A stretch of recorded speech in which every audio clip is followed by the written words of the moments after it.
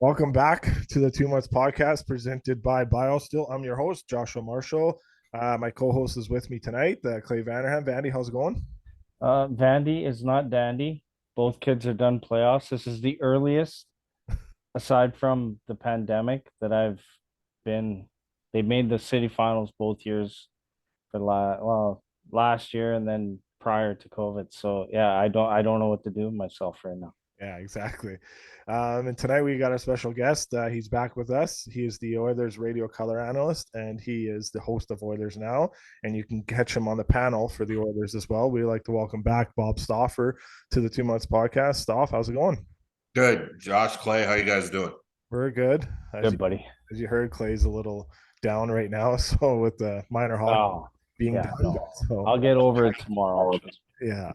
Um, Stav, just a real quick, since we're on the minor hockey, what's your thoughts on minor hockey in Edmonton? How exciting is it when you do kind of hear and I know you've been around the rink a lot to kind of watch, guys like Stuart Skinner, Tyler Benson, Jake DeBrust. What's your thoughts on minor hockey here in Edmonton and how it's growing and getting better and better every year, it seems like? Well, what I notice is it's cyclical. So in the 80s, you had kids growing up and watching highlights on shows like ITV Sports Night with Darren Detition, where, I was a shot lister and a writer behind the scenes in the late 1980s. And I think that there were some kids that were maybe 7 through 12 from, say, 85 to 90, and they got better because they watched, the great players of that time. And we had a rush on really good players out of the Edmonton area throughout the mid to late 1990s. And I'm thinking of, Jerome McGinley as an example out of St. Albert.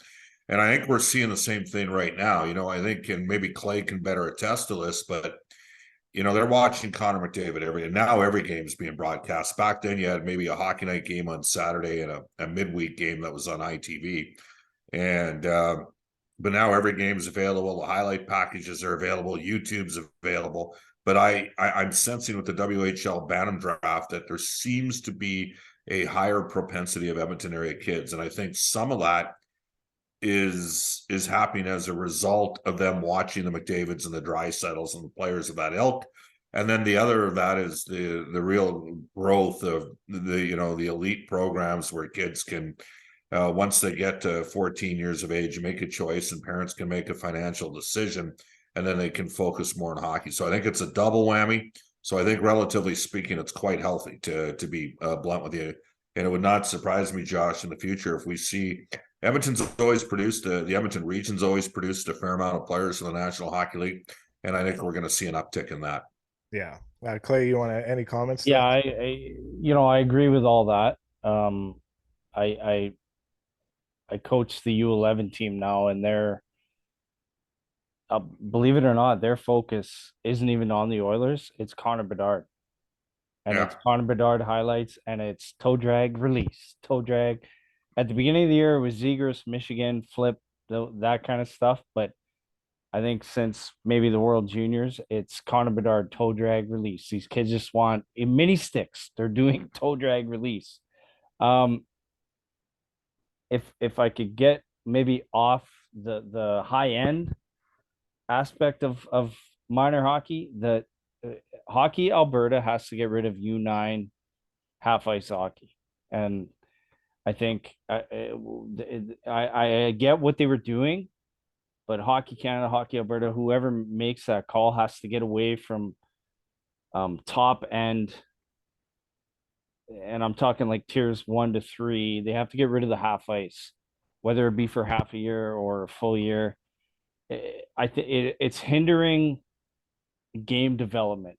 It's great for personal and player development, but it's hindering gameplay development. Where now, as U11 or Adam coaches, we're now teaching, 2 or 3 months kids off sides, that kind of thing.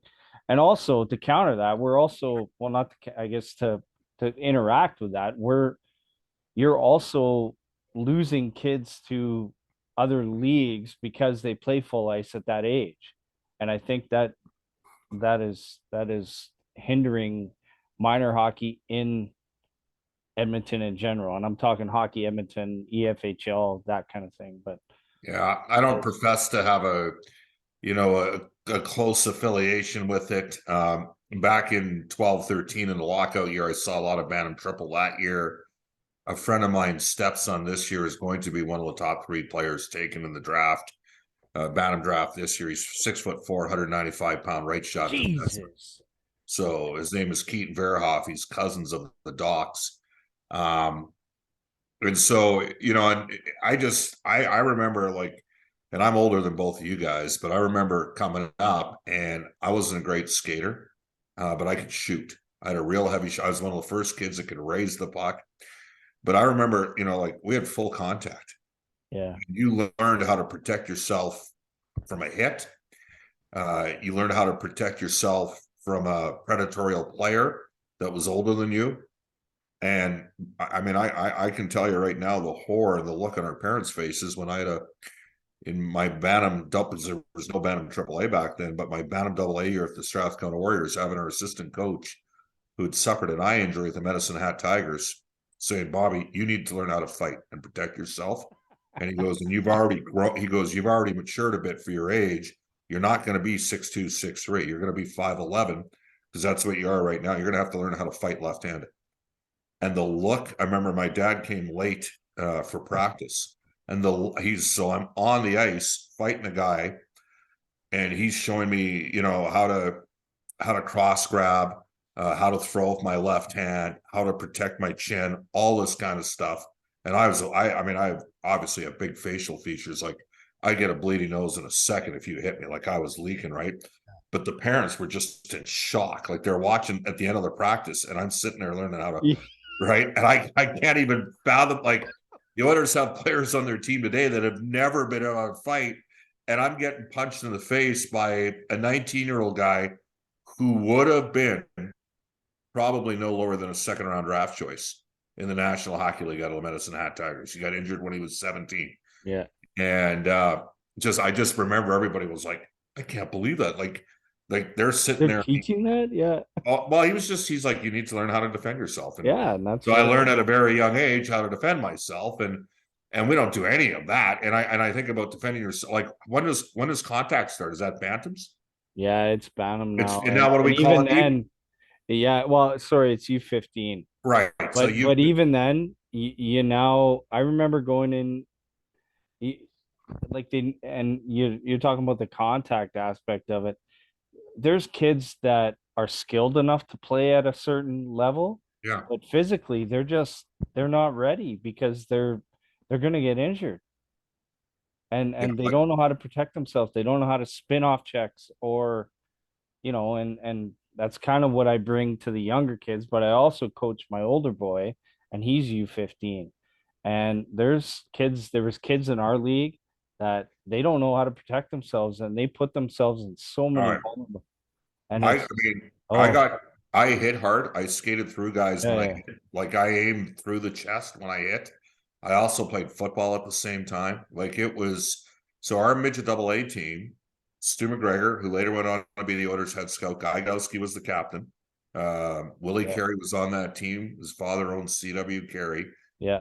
I was the biggest kid on that team. And I mean, it was, I think I probably had 130 or 140 penalty minutes in about 28 games that year. Like, it was, and scored like 20 goals and 20, And I remember Godowski and a guy named Craig Sturzer and myself, we tied for the South Side scoring.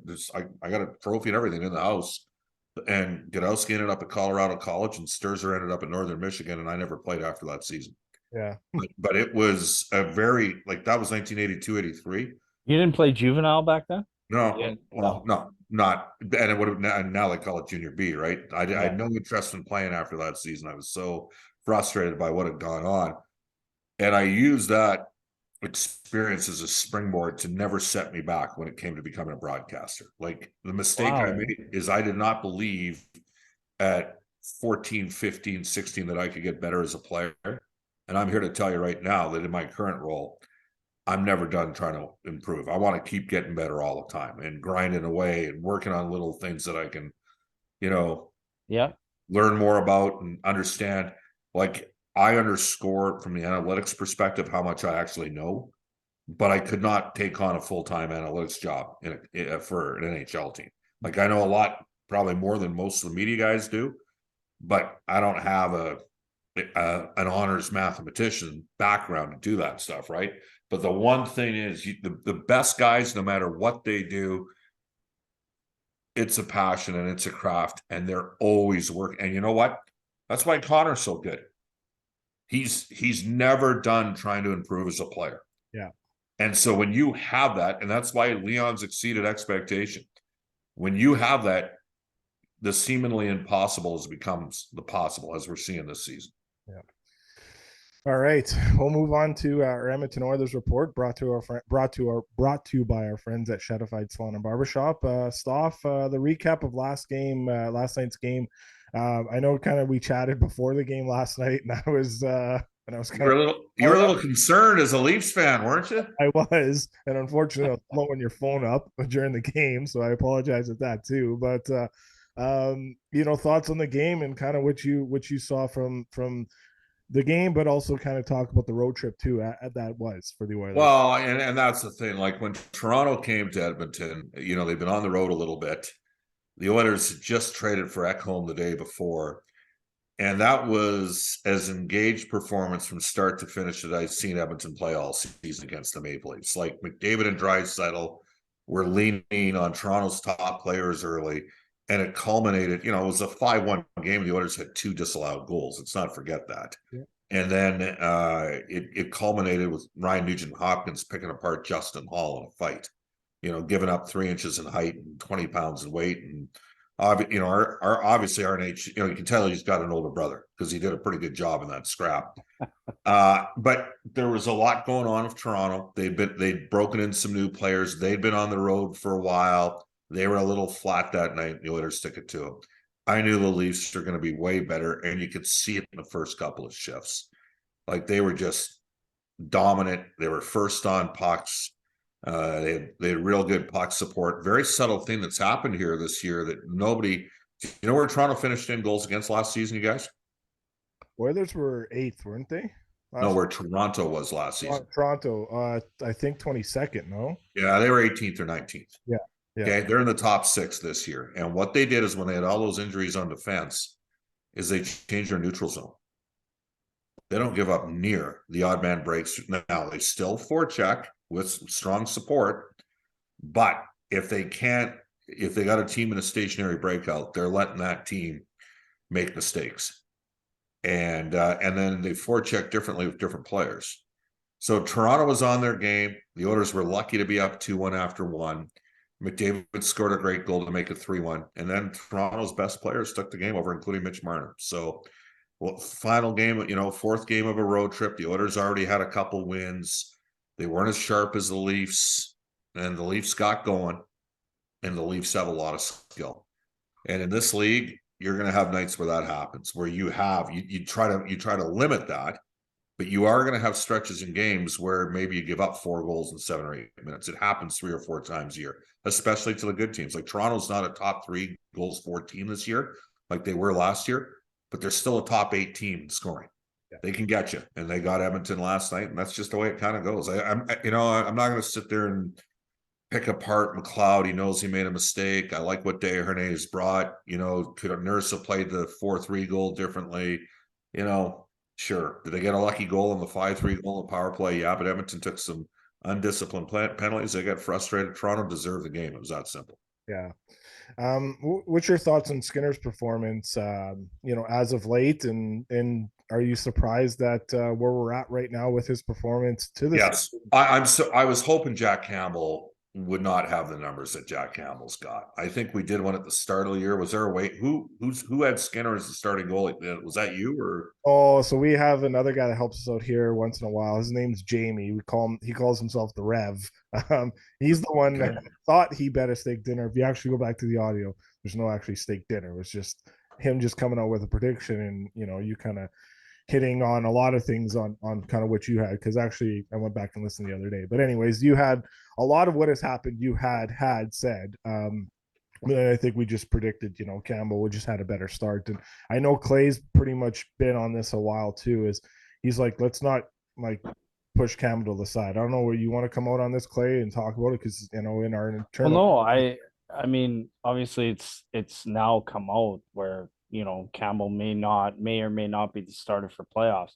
I Look, at the end of the day, Campbell's going to find his game. Playoffs are a different beast, in my opinion. And Skinner is having an incredible season and has picked up the load that Campbell dropped, and we are where we are because of the way Stewie's playing. But at the end of the day, for me, experience matters in playoffs. And I think at the either, I put it in the chat and I said, and I've said this from day one, at the NHL level, why can't you go 1A, 1B in the playoffs? I mean, everybody puts us, unless you got a Vasilevsky, Shesterkin, Sorokin, all the big names out there, the big 5 or 4 that we've said, why can't you go 1A, 1B and give a team a different look? You give a team a different look on a forecheck or whether you're at home or away. Why can't you give them a different look in the net? Yeah. I still think Campbell's going to be there and get there. Whether he starts playoffs, I don't know, but I think you're going to need him in the playoffs, obviously. I agree. You said something interesting. Who are the 3 goaltenders that you listed? Well, I was Shesterkin, Vasilevsky, and Sorokin. I don't. Where are they from? Russia. Well, yeah, Russia. Yeah. And you know what happens in Russia? They rely more on the natural athleticism and they don't overcoach their goalies. Yeah. Yeah. Right. And I'm just so it's almost like they're more intuitive as a result. Jack's had a tough year. I mean, there are statistical models out there. There's a guy named Money Puck, who, by the way, has Edmonton as the favorite to come out of the West. I would still say Colorado, for me, is the favorite to come out of the West. But Money Puck has Jack Campbell 93rd out of 95 NHL goalies this year in goals saved above expectation at -20. And if you're -20 in goals saved up above expectation with the amount of he's got over 30 appearances, I mean, that's almost 2/3 of a goal per game. Mm-hmm. That would probably equate to an 8 or 9 point difference in the standings for a team from an average goalie. Where would Edmonton be if they had 8 or 9 more points? They'd probably be in first place. Well, I mean, Vegas moved 8 points up on them today. Actually, Clay, I'm with you 100%. I don't think it's settled at all who the goalie is going to be for game 1 of the Stanley Cup playoffs. The Oilers got 15 games left. I think it wouldn't surprise me if Campbell plays against Ottawa. He beat them before earlier this season. If he strings together a 5 or 6 game winning streak, to me, he ends up nosing back up. And you might in the West with the travel, and I know it sounds trite because it is first class travel. It's an incredible experience. It's a privilege to do a job like mine. It's a privilege to play. It's a privilege for anybody that's on that plane. But it is a grind at times, especially in the West. You need 2 goalies. So I think it's wide open. I think Skinner's been pretty good most nights. I think it's a great story for the Oilers organization. I think he's going to continue to improve. But I concur with your thoughts. I think Jack's going to take a step forward here down the stretch. We'll move over to the defense stuff. Broberg hasn't played in the last few games, but he has been really good since the call up. I know you kind of been posting his stats on your Twitter feed as you do often here, but your thoughts on kind of, does he get back into the lineup? Do you think they go back to 11-7 on Tuesday against Ottawa? No, I think they go 12-6. I mean, the biggest thing for me is the addition of Ekholm.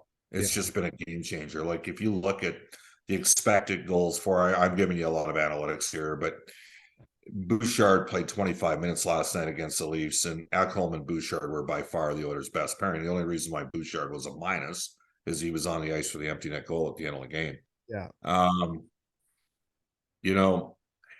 don't think Cody Cece's been playing at 100% for a while. I wonder whether or not they give him a couple games off at some stage here. Yeah. Broberg remains he will be a full-time player next season. That's my prediction. So they're going to have to get creative because Nurse and Ekholm aren't going anywhere and Bouchard's not going anywhere. And I'd assert you, I don't think Darnay is going anywhere. So you can figure it out from there. Yeah. I'm still quite bullish on Broberg. He's got I think he needs to learn to handle failure better. That sounds like you can't show frustration on the ice. He had a moment against Columbus where he turned guys make mistakes. Like Ekholm got bailed out by Skinner against Boston. He turned the puck over and Skinner made a great save. It's a game of mistakes. Mistakes happen. Don't beat yourself up over it. And good coaches don't beat up players over it either. Yeah. And that's part of Jay Woodcroft. He doesn't beat guys up over it. So I'm quite bullish on Broberg. And I love the Ekholm addition. And it's been a game changer to Edmonton's defense. Yeah.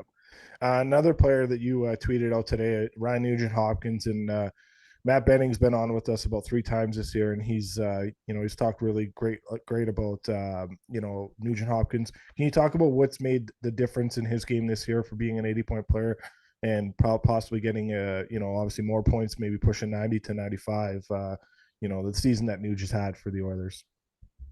31.6% of the power play is a big part of it. He's got more than half his points in the power play. So that's, for me, he's an immensely popular player. I think he's in the perfect spot because he's the Oilers either 3rd, 4th, or 5th best forward most nights behind Connor and Lee. I don't know, Clay, what do you like? Do you see anything different in Nugent? Like, to me, he's hitting in spots. I think last year he was getting looks, but I'll use the old adage of bearing down. This year he's shooting to score. Last year I think he was just shooting to get shots, if that makes sense to anybody. But he, like, when he releases the puck this year, you could tell like he's shooting for a spot, not just to get the puck on the net. And I think last year, and 100% it's confidence. I mean, you get one and it carries over. And then now those holes that you saw maybe last year that were tiny, now they're like beach ball size, so you're hitting them. But the other thing we're going to see, guys, is you're going to see some swings in point production. And look no further than Huberdeau and Gaudreau. Mm-hmm. Those guys each had 115 points last season. Are they even going to get 75 points this year? Yeah. Nuge might get to 95. Outside chance he gets to 100, but he's at 80 and the team's got 15 games left. So let's say he gets a point per game because he's on the league's best power play and the Oilers have an easier schedule now. I mean, you're talking about guys last year that 115 and I think both guys will be hard pressed to get 75, 80 points this year. So you might see some pretty even look at Matthews. Mm-hmm. Like going into last night's game, McDavid had twice as many points as Austin Matthews. And Austin Matthews is a legitimate superstar in this. Like, I know he hasn't played every game, but Austin Matthews should be a 100-point scorer every year. Yeah. And so that just shows you that there's swings during the course of the year. Yeah, no, it will be interesting to see what they do in the playoffs. Like the biggest. Well, it's a skill level too, right? Mm-hmm. I mean, there's so many.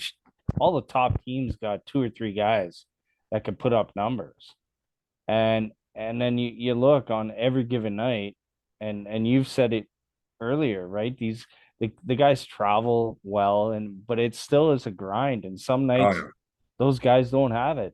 Yeah. And this year, and I think it's related to our success is Nuge just finding that, right? He's that third wheel, if you will. I hate using that term, but I mean, you're playing behind 2 of the best in the league, in the world. And he's right up there. Well, the one guy's off the charts this year. Well, I mean, 100%. We're watching. Like, I got to tell you, Leon's on pace for a 50-goal, 110-point season.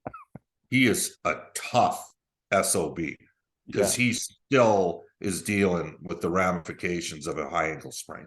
Mm-hmm. Like, it would have affected his off-season training for sure. Okay, that affects his explosiveness skating. Then he gets tweaked when you can see it on the ice. And it just shows you how tough. And you know what? Last night, McDavid coming off that crazy collision with Derek Ryan, he competed like a you-know-what last night against the Leafs. I said that. I told my wife, I'm like, okay, Connor took I know we got pumped or whatever, got beat. But Connor, he was bringing it. He's turning, you can see it evolving. He's turning into that, not just your point guy, but he is willing to take a back seat and let the game. I don't know how to word it, I guess, but he's turning into that leader that I mean, the guy's he could have Compete, 150. He competitor. could have a 150 point season this year. Yeah. I mean, they got 15 games left. If he plays them all, does he get 23 more points? Does he get? I think he could. Oh yeah. Like he's got 55 goals. Does he get to 60 and win the Rocket? I wouldn't bet against him at this stage of the game. So, I mean, we're lucky what we're witnessing. Yeah. Because it's. So I grew up watching we practice after the Oilers sometimes on Sundays, okay, at Northlands Coliseum.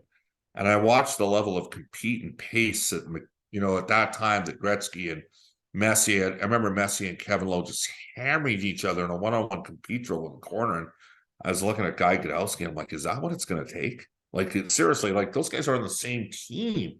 And no one practiced at that pace like those guys back in the day. But the points that they put up, the goalies were 5'10", 5'11", maybe 6 feet. Some of the defensemen could only turn one way effectively. They were like today, everybody can skate. The goalies are 6'3.5" on average. Oh yeah, and the coaches have video, so they can shut down things like power plays. And you watch how Winnipeg PKs against Edmonton, they play 3 high. Every smart team in the league is going to do that when they play the Oilers in the playoffs. Mm-hmm. And that's how you funnel, you take away time and space to the likes of, because the Oilers have the best 3 in a 1-3-1 formation in the league. So it's amazing what Connor has done this year. Really, when you factor in how much better the players are, how much better the coaching is, you've got like 4 coaches instead of 1 or 1.5. How much better the equipment is for the goaltenders. It's just spectacular what the guy's doing. So one more on the Oilers. I agree. It's amazing to see. It's hard to bet against them. What I liked last night, the pregame show, the Hockey Night Canada, they featured him and his leadership skills and just kind of showing how great things he's doing and bringing guys in and having conversations. And they kind of showed a video of Patrice Bergeron doing the same. And it's like, this is what the stars do. So it's great to see there. Just a few more before we let you go, Bob. You've been you probably have all the stats here on Jay Woodcroft's record since taking over as head coach of the Edmonton Oilers. Kind of thoughts on him, and we've seen a lot of head coaches come through, but what he's been able to do and going through that Babcock system and some of the other ones with Todd McCullough, he's doing an amazing job, isn't he? Yeah. I mean, he's today's coach, right? Like he is. I think until last night, Edmonton had, since he took over on February 10th of 2022, I think Edmonton before last night, it might have changed here. Like if Minnie wins tonight, I think they move back ahead of Edmonton. But the best record in the league in the Western Conference since he's taken over. So the 3 teams in the East are ahead of him. And then Jay's got the best record in the Western Conference since he took over a year ago in February. The Oilers are the highest scoring team in the NHL since Woodcroft took over. They got the best power play since, it's record setting this year. And Jay would be the first one to credit Glenn Gulletson. The 5-on-5 play actually until last night's been dramatically improved. Last 3 years, minus 23, minus 29, minus 23, minus 22, even strength scoring. Those are goal differential when McDavid and Draisaitl aren't on the ice. Before last night's game, they were plus 13 this season. Like that's partially personnel, but it's also coaching and engaging, involving more players. And he's going to get better as a coach. So I'm like, I talk to Jay a lot. Obviously on Oilers Now every Monday. We have the coach, like we Colin Chalks on tomorrow's show. Yep. Which I just think he's today's coach. I think he was the right coach at the right time. And he's Edmonton's coach, right? He's not a guy that has been in a bunch of other places as a head coach. I think fans should be excited to watch to see where he can take him. Yeah. I really loved when Patrick Marleau got his jersey retired in San Jose. He went out of his way to mention Jay Woodcroft and how much he meant to him. That was and he That's cool. Very emotional when he did it. Very emotional, and how much he meant to him in his career. So we'll move to the Calgary Flames here. Just a quick one on them. They're up 4-1 right now against the Ottawa Senators. 6 minutes left, but we saw the big fight in Luch and McDermott, and all of the 3 of us here love a good physical fight. And thoughts on, I know you've always spoken very highly of Milan, and just thoughts on what he's been able to do, and how, important he is to, being a kind of that leader for the Flames, but also being probably the toughest player in the NHL too. Well, for me, that was a matchup of the two toughest guys, and he dropped the young gun, right? Like the old gunslinger had one more left in the holster. Like that's kind of how I looked at it. Like, I watched Curtis McDermott. I went in Erie twice in Connor's draft year. Once when the Oilers were in Toronto, once when we were in Pittsburgh. As you know, Chris Knobloch was coaching that team. They had a guy named Corey Genovese, so was a hard-nosed, tough defenseman. They had McDermott. Like they had the toughest guys in the league on their team. Brown was pretty tough in Oshawa as well, playing for DJ Smith, Josh Brown, but he wasn't Curtis McDermott tough. My guess is that won't be the last time. I don't know if Colorado plays Calgary again. I have a feeling Curtis McDermott's going to ask for a rematch. But a couple things crossed my mind. Luch still has it, and Curtis McDermott could take a punch because he got up, and Luch showed class. Yeah. Like he realized he tagged him. Yeah. It would not surprise me if the Boston Bruins signed Luch next year on a cheap deal, $800,000-$900,000, and brought him back for his final year. They could probably use him on the left side.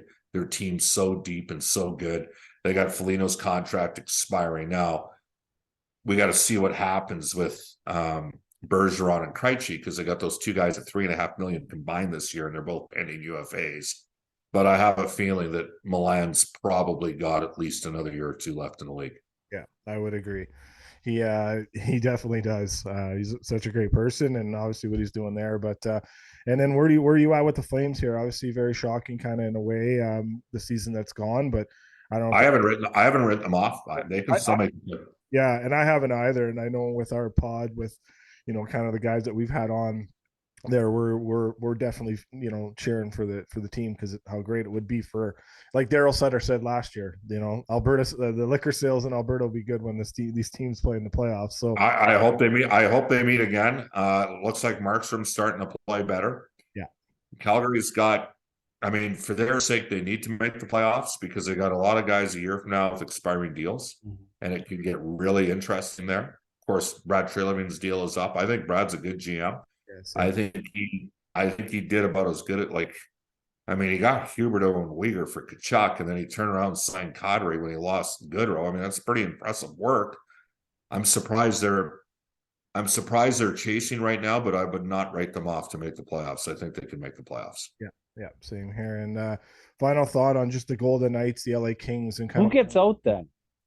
If it'd probably be Winnipeg, but they did win again. They won. That's 2 times. I know this. Edmonton better keep winning, because everybody 100%. Else. They got to keep. Yeah. The Oilers got 15 left. I think they got to win 11. Yeah.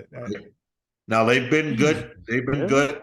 They've been good closing, right? The last several years, they've been good down the stretch. Yes. Like after the game against Ottawa, that's the last game they play against an Eastern Conference team this year. Don't forget, they played 11 and 20 before they played Boston, with a couple trips out east. Now they get San Jose 3 times, they get Anaheim twice, Arizona twice. Those have to be automatic. All 7 of those have to be wins. They're getting Ottawa playing their 4th game in 6. Now Ottawa's got Mandalise in there tonight. I mean, that's an American League goalie. They got Sogard going Tuesday, because Talbot's out and Forsberg's out. The Oilers have to capitalize against those goalies. Yeah. And so it's going to be Ottawa can score, and they're going to play better on Tuesday than they are tonight in Calgary. So my hope is that a team in the Central misses and 5 teams in the Pacific make it. Would be good. Yeah. It's all right, Stauf. I think we'll finish up on that. Really appreciate your time, and look forward to a busy week ahead here, and all the best to you and your family going forward here. And thanks again for joining us on the pod. Vandy, you have anything you want to add before we jump out? Oh, thanks, Bob. Yeah, all good, Clay. Good luck coaching. Yeah. All right, see you later. Thank you. See you, Josh. Thanks a lot. See you. Once again, thanks to Bob Stauffer from the Edmonton Oilers joining us here on the 2 Months podcast. He's always gracious with his time. Vandy, it's good to have you back, man. It's been a while. My season ended. My U11s ended today, unfortunately, but yeah. Good to be back. Yeah. So what was your thoughts with the Stauffer interview and I guess the game last night? I guess I sometimes mean, you get a schedule loss with tough road trip. It's really weird that you would be out east in March too. Usually it doesn't typically yeah, happen, but I don't know. I've I can't say that I've put any real thought into it, but yeah, it's kind of weird the schedule where they come home for two, go for two or whatever. But yeah, I guess, and at the end of the day, you know, let's face it, we talked about it with Bob. These guys do travel nice. yeah, I mean, if you and I, if you're flying, coach or whatever, then it's yeah, you got to wait for your bags, all that shit. But at the end of the day, they're good. But it still is. I mean, it sucks when you got to change time zones even for 2 or 3 days.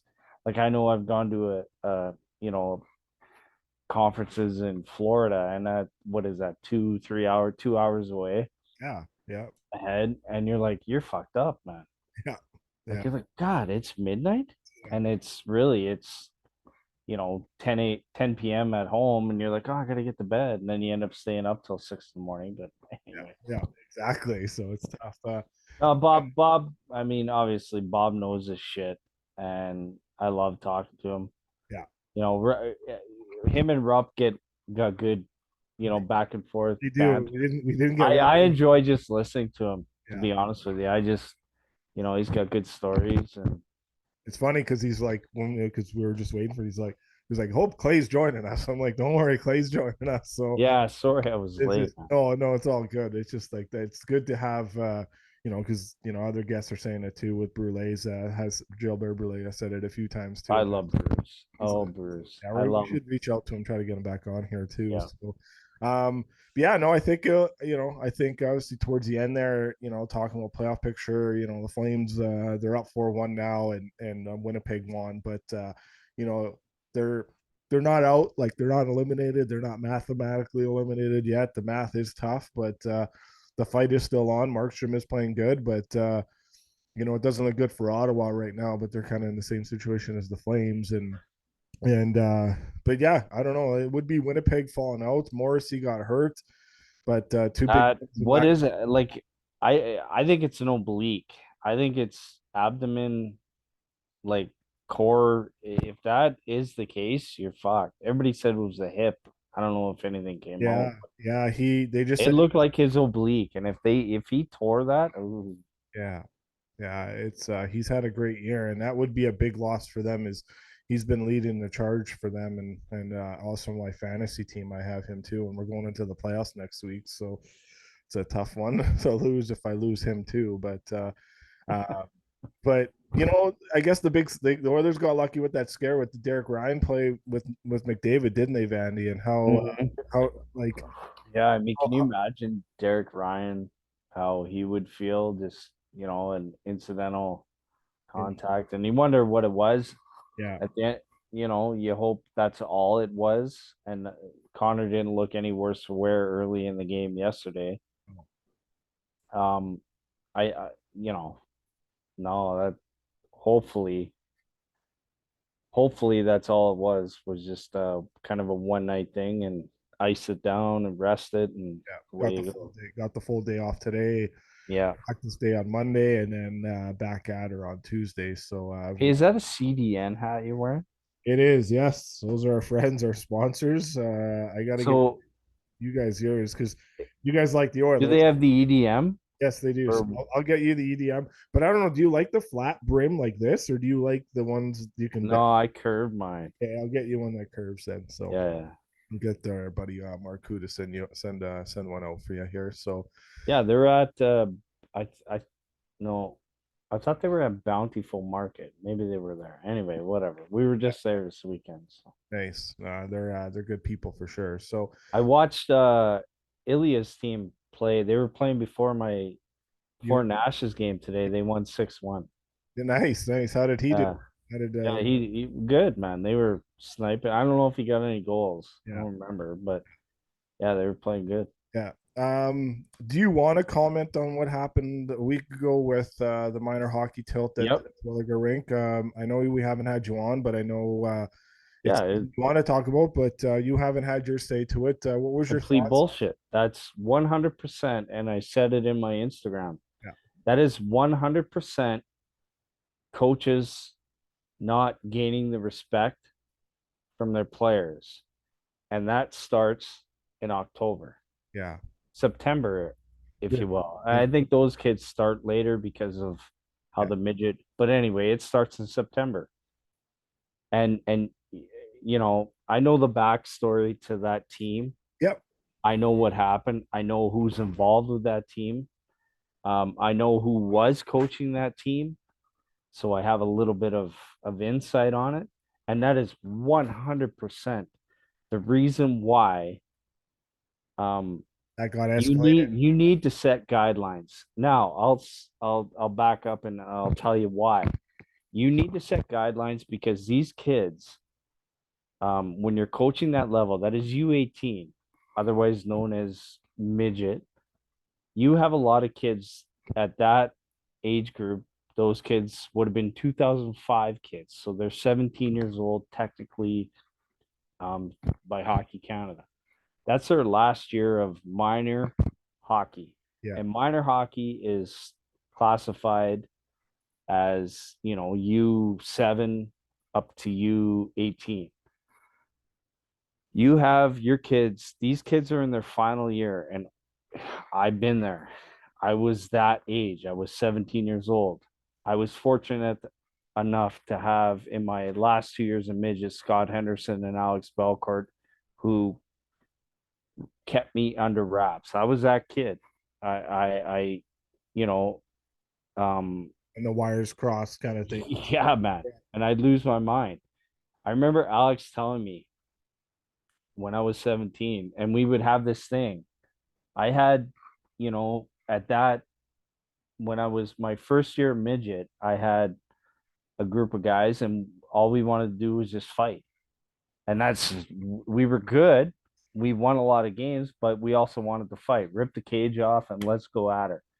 So I remember Alex telling me, goes, and it was my last year midget, and Alex goes, you fight your last game, you're going to get 5 games. And that's going to be the difference between you making a junior A team or playing men's league. Yeah. And I'm like, oh, but even then, I had a lot of respect for him. I didn't do anything.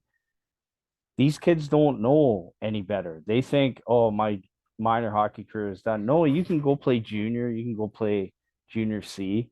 But what they don't understand is you're going to come out of, let's say, Sierra, tier 1, and you're going to go try out for a junior A team as a walk on, and they're going to want to see you in an exhibition game. Oh, I can't play for 5 games. Yeah.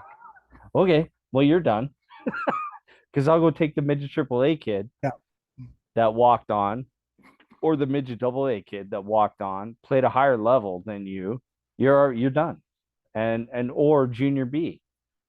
Let's put it down another level. Now you're going to go to a junior B team, and you're going to go, oh, you mind if I come to tryouts?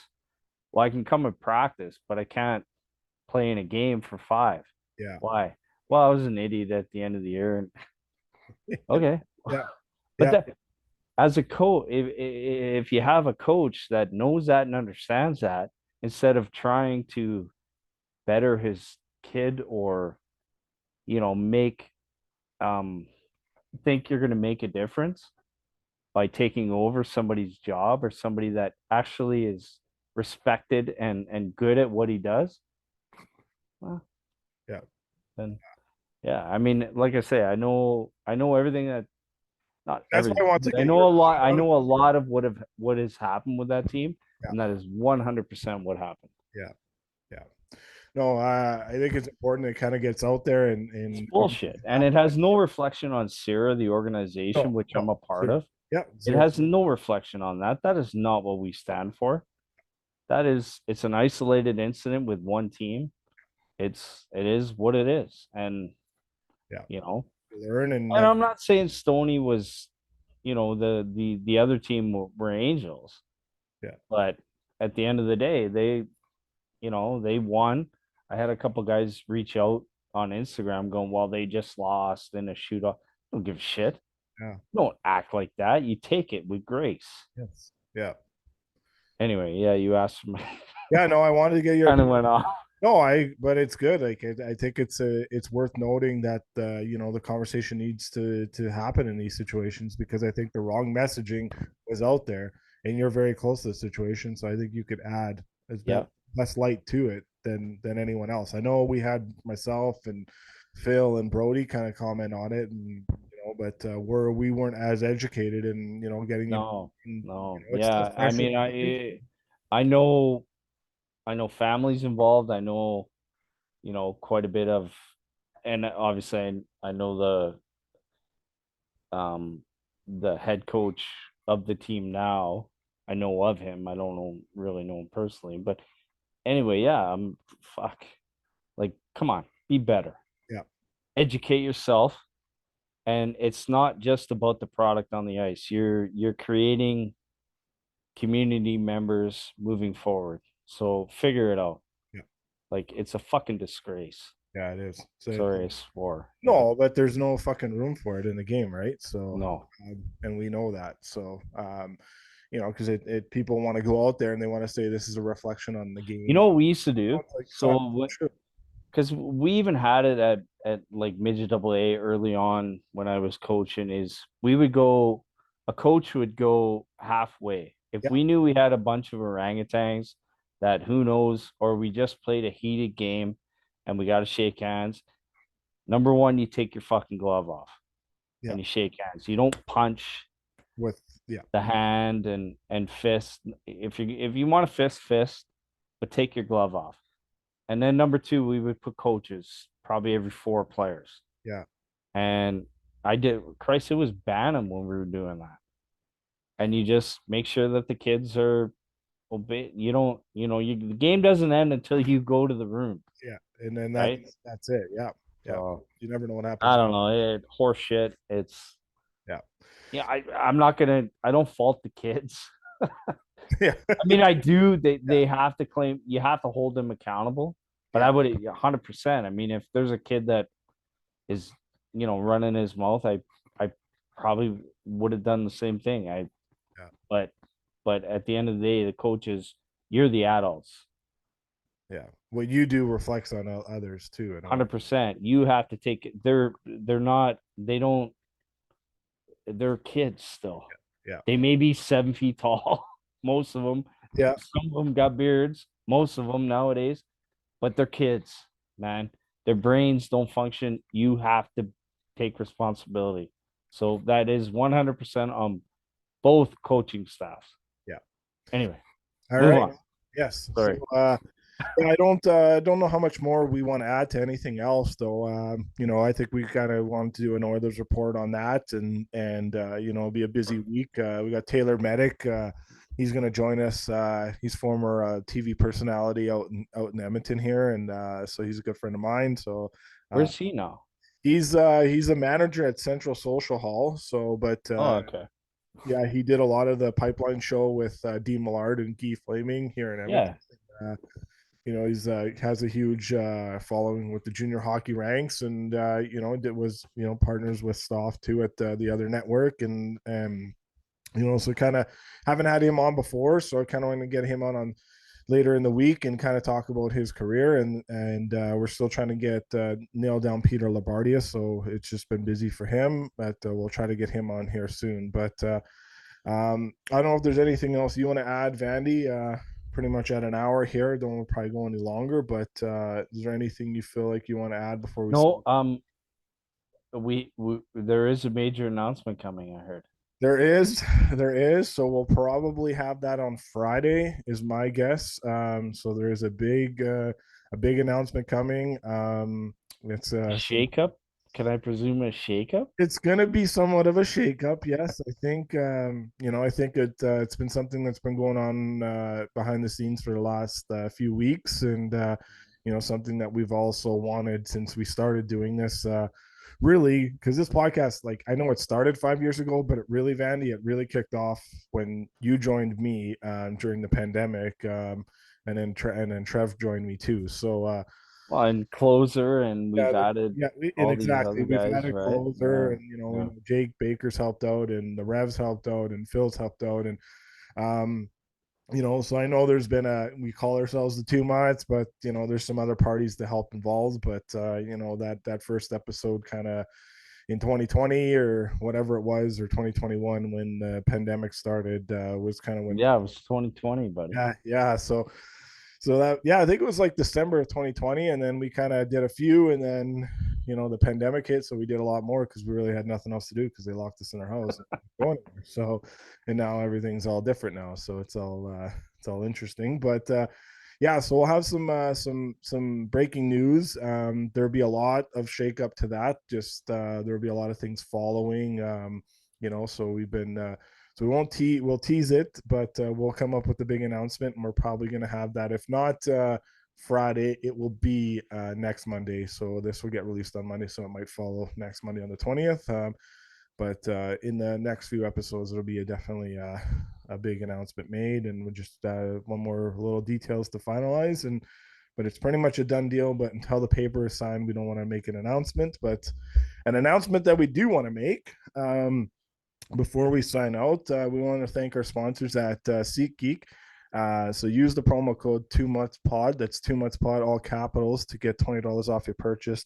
SeatGeek stepped up and wanted to give the NHL Ultimate Fan giveaway, and we cannot thank them enough for taking part of this. And these will be 2 playoff tickets to the choosing of these 2 winners. And our first winner is Frank Cerrone. So Frank Cerrone, you are our first winner. So you'll get to pick 2 tickets, but also 2 jerseys. So any jerseys you want and any 2 tickets you want. And our second giveaway winner is where is it here? Michael Nardi. So Michael Nardi, congratulations to you guys. SeatGeek went through our Instagram. They picked out these winners. They emailed us the 2 winners. So no one on our team had any part of it. Just let everyone know. So SeatGeek there. So thank you. I didn't even know about it. Yeah, so you retweeted it. So, but Yeah, I know. but no. So we want to definitely thank those 2. So we'll get in touch with you guys, and you guys will get to pick any playoff game you guys want to go to, and any 2 jerseys you guys want to. So thanks for that. And kind of the 2 is because the 2 months. So really appreciate everyone taking the part and joining in, and it definitely means a lot to us here at the 2 months podcast. So Mike Vernon here in the stands tonight in the Saddle Dome, just chatting with some fans, Vandy. So it's an interesting person. He's He resides. still lives there, doesn't he? He does, yeah. They just showed him on the screen, so shout out to him. That might be a good one. But we have some in Vandy. What's your thoughts on interviewing Bruce Boudreau? Bruce, Get out there of it here. is. Yeah. So obviously our friends at TSN. What? Yeah, so our friends at TSN are helping us out. So we're just trying to line up a day. But Bruce, there it is. We'll be joining the 2 months podcast as a guest here. Listen, I want his minor hockey story. Okay, so when we get him on, we're doing what we did before when we had you on, because I don't want to get him on to talk current NHL stuff. We're gonna No, to talk I about could his give career. a shit about his NHL career. Yeah, so we're gonna get him talking about his playing career. So Bruce, there it is. So yeah, we have our friends at TSN, because obviously Bruce helped out on the TSN Trade Center coverage, and so kind of our friends that everyone knows. He's been on with us. They're just working that out. But he was in Slapshot, you know that? He was, yes. Yeah. Yeah. So, no, he's definitely an interesting person. So we're looking forward to probably having that in maybe the next month here. So I don't know when that will be exactly be. That's pretty much up to his schedule. But Bruce, there it is, and we'll make Schedule, he ain't working. sure. I know, but He'll be busy for the playoffs. he might be busy in the playoffs. We'll see, because he's helping out in the NHL Network, and Yeah. that guy loves to stay busy. But yeah, so that's pretty much it there. I thought it'd be pretty cool to bring up Bruce. There it is. I know a lot of people love his story, and how gracious he is. Yeah, we got some good races coming up here. Yeah. It's gonna be a good March Madness starts Yes, exactly. So next week, and then and then we make the skip big right into the NHL race. yeah. And yeah, it'll be great, man. There's 4 weekends left of NHL Saturday night playoff hockey for the regular season, and then we got the playoffs where everything will be busy there. So If you want your March Madness picks, DM me. there you go. Yes, exactly. So, I'm kidding. I'm horrible. yeah. All right, Danny. Well, thanks for taking the time All good, Sunday brother. night to do the pod, and Thank you, and thank the fans. yeah, exactly. And thanks to our Cam Stewart, our audio and producer. He has stepped up and definitely made our podcast sound better and make us sound better. So hopefully everyone's enjoying the new version of how our podcasts are being produced. And he's been an amazing ad. So we'll chat later in the week, everyone. So have a good one. Stay safe out there, and we'll keep cheering on your teams, and be kind, be humble, and we love you all.